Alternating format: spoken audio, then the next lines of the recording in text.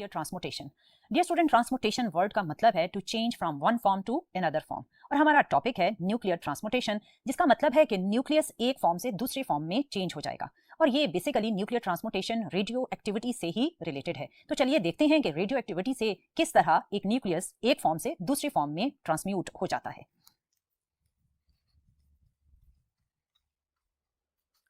Dear student, आपने previous lecture में ये पढ़ा था कि रेडियो एक्टिविटी को जब 1896 में बेकरेल ने ऑब्जर्व किया तो उसने ये बताया कि रेडियो एक्टिविटी एक स्पॉन्टेनियस प्रोसेस है। स्पॉन्टेनियस प्रोसेस का क्या मतलब है? स्पॉन्टेनियस प्रोसेस का मतलब ये है कि जब भी रेडियो एक्टिव एलिमेंट डिके करेगा तो आप ये प्रिडिक्ट नहीं कर सकते कि उस एलिमेंट का कौन सा एटम किस टाइम पर डिके करेगा। यानी जो रेडियो एक्टिव डिके का प्रोसेस है वो रैंडम है, उसमें आप बिल्कुल ये प्रिडिक्ट नहीं कर पाएंगे कि किस एटम ने किस टाइम पर डिके करना है। फॉर एग्जाम्पल, हमारे पास ये एक सैंपल है जिसमें रेडियो एक्टिव एलिमेंट के हमने 10 एटम्स कंसिडर किए हैं। डियर स्टूडेंट, वैसे तो रेडियोएक्टिव एलिमेंट के ऑब्वियसली जब एटम्स कंसिडर किए जाते हैं इन रियल प्रैक्टिस तो वो बहुत बहुत ज्यादा होते हैं, लेकिन हमने जस्ट 10 एटम्स को कंसिडर किया ताकि आपको बात समझाई जा सके। अब इन 10 एटम्स ने after their half life of 1 second decay करना है हाफ नंबर के अकॉर्डिंग। मेरा मतलब यह है कि इन 10 एटम्स में से कोई से भी 5 atoms after half life time decay कर जाएंगे। अगर इनकी हाफ लाइफ 1 सेकेंड है तो 1 सेकेंड के बाद इन 10 में से 5 एटम्स डिसअपीयर हो जाएंगे या एक फॉर्म से दूसरी फॉर्म में ट्रांसम्यूट हो जाएंगे, एक फॉर्म से दूसरी फॉर्म में कन्वर्ट हो जाएंगे। अब स्पॉन्टेनियस वर्ड का क्या मतलब है? इन 10 में से आप ये नहीं प्रेडिक्ट कर सकते कि कौन सा एटम किस टाइम पर डिके करेगा, क्योंकि ये एक स्पॉन्टेनियस प्रोसेस है। सो कोई सा भी एटम किसी भी टाइम पर विद इन 1 सेकेंड डिके कर सकता है। आप ये नहीं कह सकते कि ये एटम पहले डिके करेगा, ये दूसरे नंबर पर, ये तीसरे पर, ये चौथे पर और ये 5वें नंबर पर डिके करेगा। आप ये बिल्कुल प्रिडिक्ट नहीं कर सकते। सो इसीलिए रेडियो एक्टिविटी को स्पॉन्टेनियस प्रोसेस कहा जाता है। जब 1896 में बेकरेल ने ये ऑब्जर्वेशंस की तो at the same time madam मारी क्यूरी और उनके हस्बैंड पीरी क्यूरी भी रेडियो एक्टिविटी पर एक्सपेरिमेंट्स परफॉर्म कर रहे थे। तो 1898 में उन्होंने 2 रेडियो एक्टिव एलिमेंट्स पोलोनियम और रेडियम को डिस्कवर किया। तो उन्होंने ये कहा कि जब भी कोई रेडियो एक्टिव एलिमेंट डिके करता है तो उसका रेट ऑफ डिके टेम्परेचर पर या प्रेशर पर डिपेंड नहीं करता। उन्होंने रेडियोएक्टिव एलिमेंट्स के डिके को रूम टेम्परेचर पर ऑब्जर्व किया और फिर उसी रेडियोएक्टिव एलिमेंट के डिके को लिक्विड हाइड्रोजन के बहुत ही लो टेम्परेचर पर भी ऑब्जर्व किया, लेकिन उन्होंने rate of decay of radioactive element में कोई भी चेंज नहीं पाया। सो उन्होंने ये कंक्लूड किया कि जब भी कोई रेडियोएक्टिव एलिमेंट डिके करता है तो वो सराउंडिंग के टेम्परेचर पर या प्रेशर पर डिपेंड नहीं करता। सो डियर स्टूडेंट, ये तो था कि रेडियो एक्टिविटी किस तरह का फिनोमेना है और क्या ये सराउंडिंग के फैक्टर्स पर डिपेंड करता है। तो आपने जाना कि रेडियो एक्टिविटी एक स्पॉन्टेनियस प्रोसेस है और ये सराउंडिंग के टेम्परेचर या प्रेशर पर डिपेंड नहीं करता। सो अब चलते हैं, देखते हैं कि ट्रांसमुटेशन क्या है। जैसा कि मैंने स्टार्ट में बताया कि ट्रांसमुटेशन वर्ड का मतलब है to change from one form to another form, और न्यूक्लियर ट्रांसमुटेशन का मतलब ऑब्वियसली ये होगा कि न्यूक्लियस एक फॉर्म से यानी एक न्यूक्लियस से किसी दूसरे न्यूक्लियस में कन्वर्ट हो जाएगा while the process of radio activity. Dear student, nuclear transmutation 2 तरह की होती है। एक कहलाती है नेचुरल ट्रांसमुटेशन और दूसरी कहलाती है आर्टिफिशियल ट्रांसमुटेशन। आर्टिफिशियल न्यूक्लियर ट्रांसमुटेशन को रदरफोर्ड ने 1919 में ऑब्जर्व किया। जब रदरफोर्ड ने अल्फा पार्टिकल को स्टेबल नाइट्रोजन पर फॉल किया तो नाइट्रोजन ट्रांसम्यूट हो गई ऑक्सीजन में along with 1 hydrogen atom. Dear student, इस आर्टिफिशियल ट्रांसमुटेशन में आप स्टेबल न्यूक्लियाई को खुद न्यूट्रॉन, प्रोटॉन या अल्फा पार्टिकल की बम्बार्डमेंट से रेडियोएक्टिव बना सकते हैं या अनस्टेबल बनाते हैं, और वो अनस्टेबल होने के बाद ट्रांसमुटेशन के प्रोसेस में आता है और वो पेरेंट एलिमेंट से ट्रांसम्यूट होकर डॉटर एलिमेंट में कन्वर्ट हो जाता है। आप सोच रहे होंगे कि पेरेंट एलिमेंट क्या है और डॉटर एलिमेंट क्या है। डियर स्टूडेंट, वो ओरिजिनल अनस्टेबल या स्टेबल न्यूक्लियाई जिसमें आप चेंज लाकर उसमें रेडियोएक्टिविटी के प्रोसेस को इनिशिएट करते हैं वो कहलाता है पेरेंट एलिमेंट। और जब अनस्टेबल न्यूक्लियाई कोई अल्फा, बीटा या गैमा डिके करता है, या वो स्टेबल न्यूक्लियाई जिसे आपने अनस्टेबल बनाया वो जब कोई अल्फा, बीटा या गैमा डिके करेगा तो वो अपने इस पेरेंट एलिमेंट की फॉर्म से चेंज हो जाएगा एक और एलिमेंट की फॉर्म में, और वो जो न्यू एलिमेंट बनता है उसे कहा जाता है daughter element. So dear student, इसका मतलब यह है कि न्यूक्लियर ट्रांसमुटेशन मैंने जो आपको बताया कि उसकी 2 टाइप्स हैं, एक तो है आर्टिफिशियल और एक है नेचुरल। आर्टिफिशियल से रिलेटेड मैंने आपको रदरफोर्ड की कहानी बताई, और नेचुरल ट्रांसमुटेशन ऑब्वियसली उन एलिमेंट से रिलेटेड है जिनके न्यूक्लियाई नेचुरली ही अनस्टेबल होते हैं, क्योंकि उनमें नंबर ऑफ न्यूक्लियॉन इतना ज्यादा हो जाता है कि उनकी बाइंडिंग एनर्जी पर न्यूक्लियॉन कम हो जाती है। सो उस न्यूक्लियाई का जो एक इक्विलिब्रियम का स्टेज है जिसमें हम ये कहते हैं कि strong nuclear force must be equal to repulsive force. अगर ये इक्वल हैं तो आपका न्यूक्लियस, उस एलिमेंट का न्यूक्लियस स्टेबल रहता है। लेकिन जैसे ही नंबर ऑफ न्यूक्लियॉन्स इंक्रीज होते हैं, बाइंडिंग एनर्जी पर न्यूक्लियॉन कम होती है, तो ये बैलेंस डिस्टर्ब हो जाता है और वो न्यूक्लियाई डिके का प्रोसेस स्टार्ट कर देता है। और मैंने आपको प्रीवियस लेक्चर में ये बताया था कि जब डिके होता है तो अल्फा, बीटा और गैमा, इन 3 रेडिएशंस में से कोई भी रेडिएशन इमिट हो सकती है। सो डियर स्टूडेंट, अगर हम ट्रांसपोर्टेशन को डिटेल में देखें तो नेचुरल ट्रांसपोर्टेशन को हम डिटेल में स्टडी करेंगे और अल्फा, बीटा और गैमा डिके को अलग अलग देखेंगे कि ये पेरेंट एलिमेंट में किस तरह का ट्रांसपोर्टेशन जनरेट करती हैं।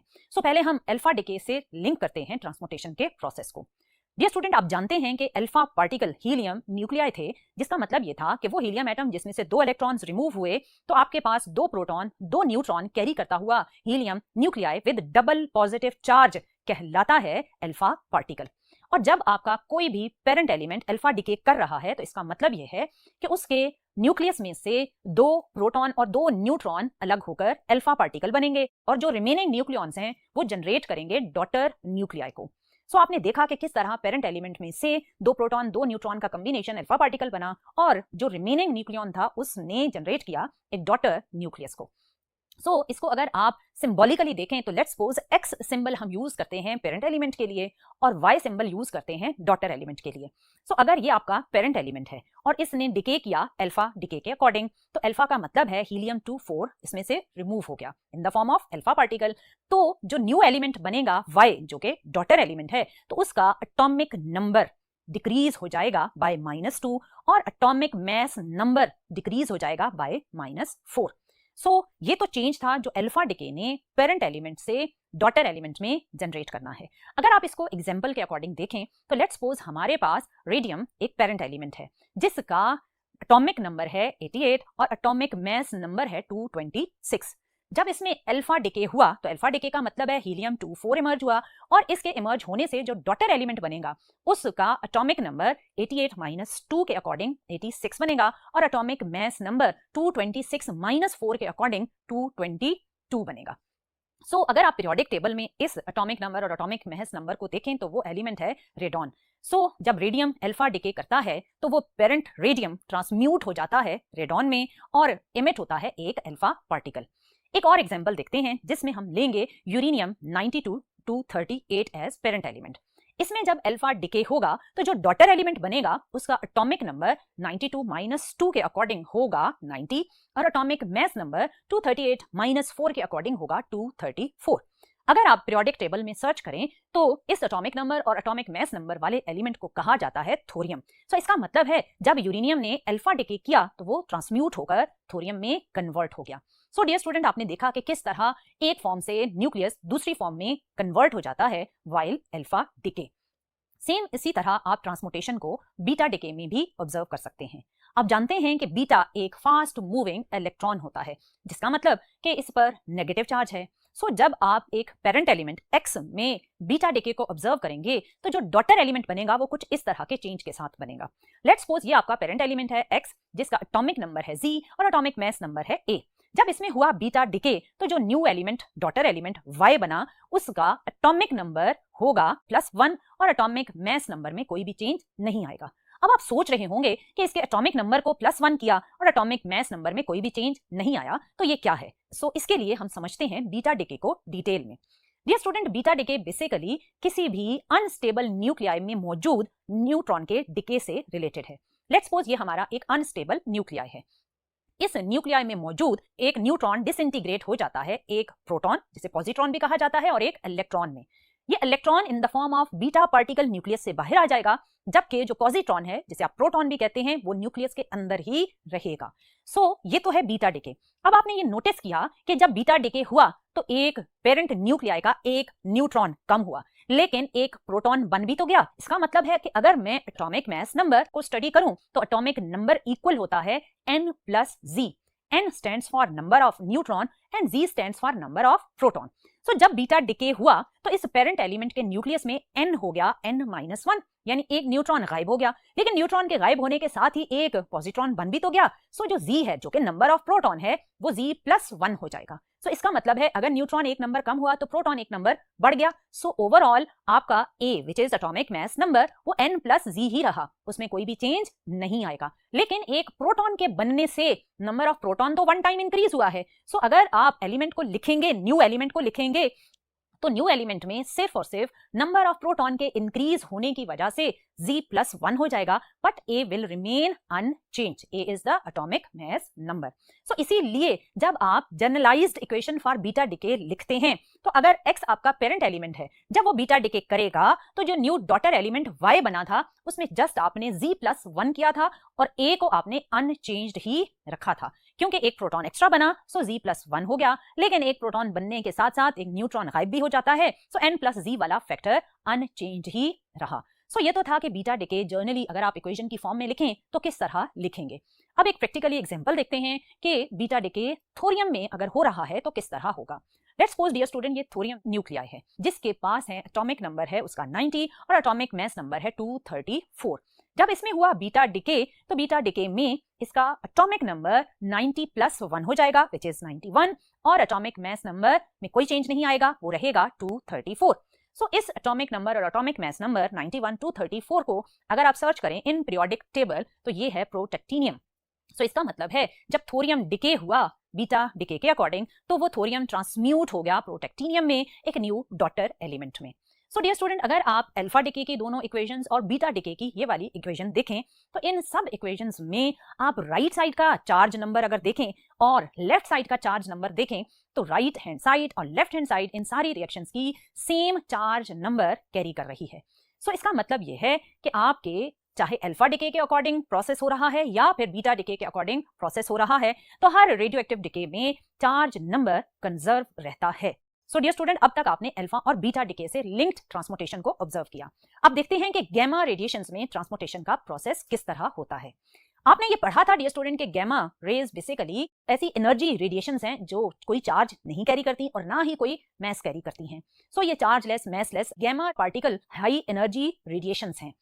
So dear student, actually gamma radiations में ना तो कोई न्यूट्रॉन ना ही कोई प्रोटॉन डिके हो रहा होता है, बल्कि गैमा रेडिएशंस किसी भी न्यूक्लियस में अगर अल्फा डिके हो रहा है या बीटा डिके हो रहा है तो उसके साथ साथ साइड बाय साइड एग्जिस्ट करती हैं। क्या मतलब मेरी इस बात का? होता यह है डियर स्टूडेंट कि जब कोई न्यूक्लियस अल्फा डिके करता है या बीटा डिके करता है, इन दोनों में से कोई भी एक अगर प्रोसेस होता है तो इन प्रोसेस में बहुत हाई एनर्जी रेडिएट होती है और वो न्यूक्लियस उस एनर्जी को एब्जॉर्ब करके एक्साइटेड न्यूक्लियस बन जाता है, जिसे आप अनस्टेबल न्यूक्लियस भी कह सकते हैं। ये बिल्कुल वैसे ही है जैसे किसी एटम पर अगर कोई एनर्जी फॉल करे और उस एटम के इलेक्ट्रॉन्स लो एनर्जी स्टेट से हायर एनर्जी स्टेट में चले जाएं तो वो एटम कहलाएगा एक्साइटेड एटम या फिर अनस्टेबल एटम। वो इलेक्ट्रॉन फौरन ही उस एक्साइटेड स्टेट से ग्राउंड स्टेट की तरफ जंप करेंगे और उस एब्जॉर्ब्ड एनर्जी को इन the form of radiations emit कर देंगे। बिल्कुल ऐसा ही न्यूक्लियस में भी होता है। जब अल्फा या बीटा डिके हुआ तो इस प्रोसेस में जनरेट होने वाली हीट एनर्जी को वो न्यूक्लियॉन्स या न्यूक्लियस एब्जॉर्ब करके एक्साइटेड न्यूक्लियस बन जाता है और ये एक्साइटेड न्यूक्लियस जब इस एब्जॉर्ब एक्स्ट्रा एनर्जी को री एमिट करता है तो एमिट होती हैं हाई एनर्जी गैमा रेडिएशंस।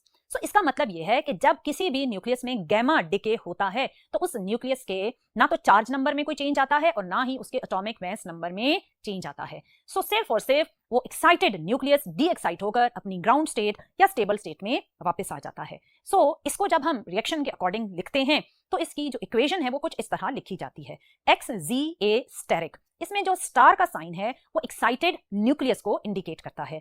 सो इसमें जब गैमा डिके हुआ और इस एक्साइटेड न्यूक्लियस ने अपनी एक्स्ट्रा एनर्जी इमिट की in the form of gamma rays तो ये सिंपली चेंज हो जाएगा एक स्टेबल न्यूक्लियस में, लेकिन इसकी कोई भी एटॉमिक या मास नंबर में चेंज नहीं आएगा, ये ओरिजिनल न्यूक्लियाई ही रहेगा। सो जब गैमा डिके होता है तो पेरेंट एलिमेंट से कोई न्यू डॉटर एलिमेंट नहीं बनता, वही एक्साइटेड पेरेंट एलिमेंट एक स्टेबल डॉटर एलिमेंट में कन्वर्ट हो जाता है, लेकिन कोई भी उसमें एटॉमिक नंबर या एटॉमिक मास नंबर में चेंज नहीं आता। सो डियर स्टूडेंट, ये तो थे आपके 3 अल्फा बीटा और गैमा रेडिएशन से related different transportation reactions. So dear student, आज के लिए इतना ही। आने वाले लेक्चर में मजीद देखेंगे कि ये अल्फा बीटा और गैमा रेडिएशंस जब किसी मैटर के साथ इंटरेक्ट करती हैं, मैटर का मतलब है सॉलिड, लिक्विड या गैस के साथ इंटरेक्ट करती हैं, तो ये तीनों रेडिएशंस किस तरह इंटरेक्ट करेंगी, लेकिन ये हम स्टडी करेंगे आने वाले लेक्चर में। टिल देन, अल्लाह हाफिज।